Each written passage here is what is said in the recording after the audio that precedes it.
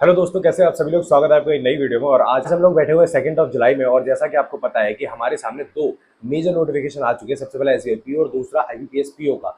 और अगर आप जुलाई में बैठे हुए हैं और आपको ये समझ में नहीं आ रहा है कि आपको ये जो जुलाई का मंथ है, यानी कि ये जो 30 डेज है, वो आपको किस तरीके से प्रोडक्टिविटी के साथ और एक कॉम्प्रिहेंसिव वे में निकालने हैं, जिससे कि आपकी प्रिपरेशन को बूस्ट मिले, ना कि आपकी प्रिपरेशन हैम्पर हो जाए और आप कंफ्यूज बिल्कुल ना हो। क्योंकि इस टाइम पर सबसे बड़ा जो कंसर्न है ना, वो ये है, काफी सारे एस्पिरेंट्स के साथ ये हो रहा होगा कि उनके मार्क्स जो वो गिर रहे होंगे, काफी सारे लोगों को कॉन्फिडेंस नहीं आ रहा होगा और भी बहुत सारी प्रॉब्लम्स है जो आप फेस कर रहे होंगे। तो आज उन्हीं प्रॉब्लम्स के बारे में हम लोग इस वीडियो में प्रॉपर तरीके से बात करने वाले हैं। तो अगर आप इस चैनल पर नए हैं, चैनल को कर लीजिए सब्सक्राइब और वीडियो को कर लीजिए लैंडस्केप मोड में। और चलिए फिर शुरू करते हैं। तो सबसे पहले हम लोग बात करते हैं कि हमारे जो मेजर एग्जाम्स है उनके नोटिफिकेशन आ चुके हैं, एसबीपीओ और आईबीपीएस पीओ का। और इन दोनों के जो एग्जाम्स है वो आपके अगस्त में होने वाले हैं। तो आपके पास जो बेयर मिनिमम टाइम बचा है वो आपका केवल जुलाई है। आप जुलाई में जितना ज्यादा हो सकते हैं उतना ज्यादा अपनी प्रिपरेशन को बूस्ट कर सकते हैं। और इसी के साथ साथ काफी सारे लोगों के साथ ये भी हो रहा होगा कि उनके अंदर कॉन्फिडेंस नहीं आ रहा होगा। तो वो कॉन्फिडेंस किस तरीके से लाया जाए, मैं आपको बताता हूँ। देखो, सबसे पहली चीज तो ये है कि अगर आप बिगिनर हो और अगर आप इस वीडियो में आ गए तो प्लीज यार, मैं आपसे एक रिक्वेस्ट करता हूँ कि आपको आरआरबी पीओ टारगेट करना चाहिए और आपको इस वीडियो को स्किप कर देना चाहिए। क्योंकि यार, आप बिगिनर हो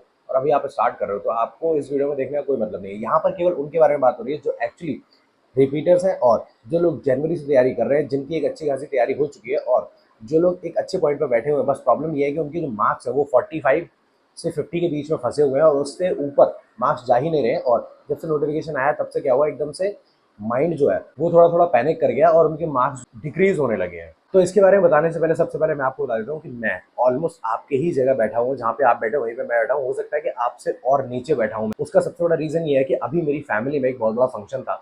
इसके चक्कर में ऑलमोस्ट मैंने 15 डेज तक कोई पढ़ाई नहीं करी और इसी की वजह से मेरे मार्क्स और गंदे गिरे हुए। मैंने कल आईबीपीएस पीओ का मॉक दिया था और एसबीआई पीओ का मॉक दिया था। आप यकीन नहीं करोगे, एसबीआई पीओ के मॉक में मेरे केवल 38 मार्क्स आए थे और आईबीपीएस पीओ में मेरे केवल 43 मार्क्स आए थे। अब आप सोचो, इतने गिरे हुए मार्क्स के साथ मैं किस तरीके से तैयारी करूंगा। तो मैं आपको वही स्ट्रैटेजी बताऊंगा, वही पैटर्न बताऊंगा जिसको मैं खुद फॉलो करूंगा। और ये पैटर्न कोई मैंने अपने मन से नहीं बना दिया, ये मैंने काफी सारे टीचर्स को एनालाइज करा है, जैसे कि कौशिक सर को एनालाइज करा है, उसके बाद और भी अदर टीचर्स हैं जिनको एनालाइज करा है अच्छी तरीके से।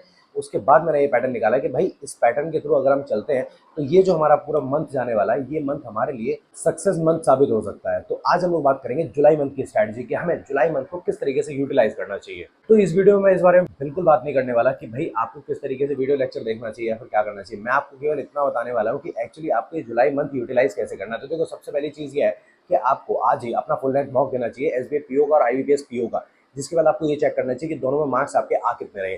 अगर आपके डिसेंट मार्क्स बन रहे हैं, यानी कि मान के चलो आपके एसबीआई पीओ में अगर आपके 40 के अराउंड मार्क्स बन रहे हैं और आईबीपीएस पीओ में आपके 45 के अराउंड मार्क्स बन रहे हैं, तो इसका मतलब ये है कि इस टाइम पर आपको आने वाले जो 15 डेज है, यानी कि 1 जुलाई से लेकर 15 जुलाई तक, ये टाइम आपका सबसे क्रूशियल टाइम होने वाला है। और इस टाइम में आप अपने जो वीक कॉन्सेप्ट है उन कॉन्सेप्ट को अच्छे से रिवाइज करो। रिवाइज किस तरीके से करोगे? मॉक टेस्ट के थ्रू। आप वीडियो लेक्चर बिल्कुल नहीं देखोगे। पता है क्यों? मैं बता रहा हूँ आपको। क्योंकि अब ये जो टाइम है ना, इसमें अगर आप वीडियो लेक्चर देखना स्टार्ट करोगे तो आपको केवल टाइम वेस्ट होगा और इसके सिवा कुछ नहीं होने वाला है।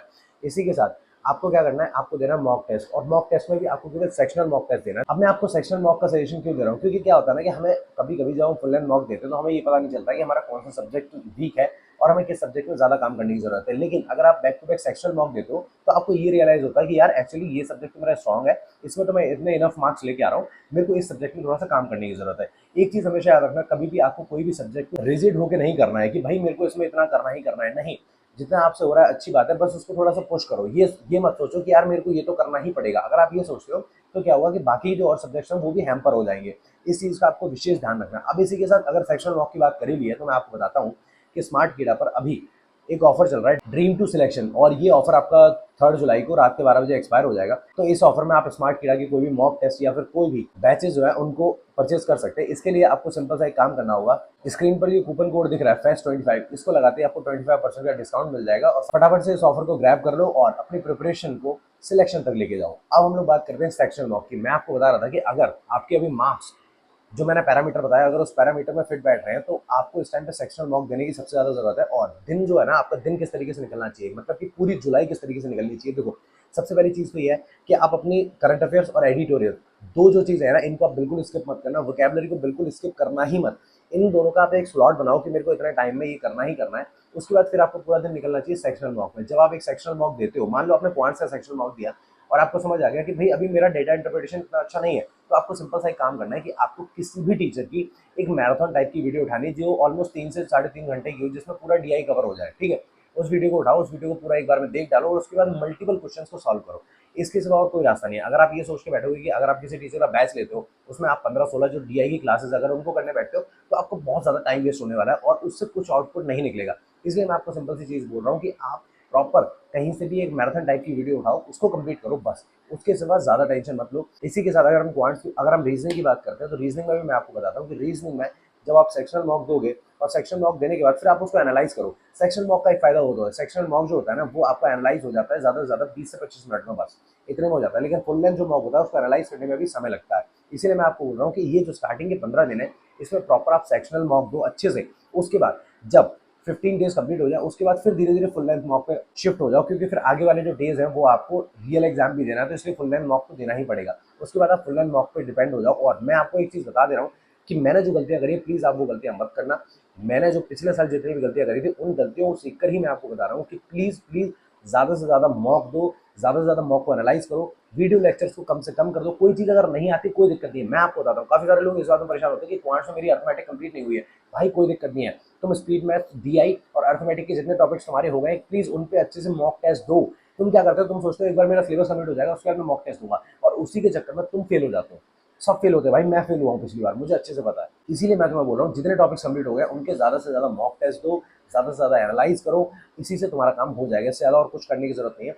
इसी के साथ जुलाई मंथ की प्रॉपर स्ट्रैटेजी की बात करिए तो मैं आपको बताता हूँ। आपको स्टार्टिंग के 15 डेज केवल सेक्शनल मॉक देने हैं और लास्ट के 15 डेज को आपको फुल लेंथ मॉक देना है।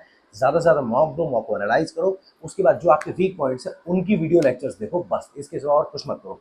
इसी के साथ मैं आपको बताता हूँ कि अगर आप चाहते हो कि मैं पर्टिकुलर सब्जेक्ट को लेकर स्ट्रैटेजी लेके आऊँगी, क्वांट्स, रीजनिंग, इंग्लिश, इसको आपको 1 मंथ जो है, इसमें 30 डेज जो है, इसमें किस तरीके से कवर करना है और क्या वो चीज़ें जो आप कर सकते हो जिससे कि आपका उस पर्टिकुलर सब्जेक्ट में मार्क्स इंक्रीज हो जाए, तो एक काम करना, कमेंट सेक्शन में उस सब्जेक्ट का नेम कमेंट कर देना। इसी के साथ मिलते हैं हम लोग नेक्स्ट वीडियो में। तब तक के लिए पढ़ते रहो, मुस्कुराते रहो।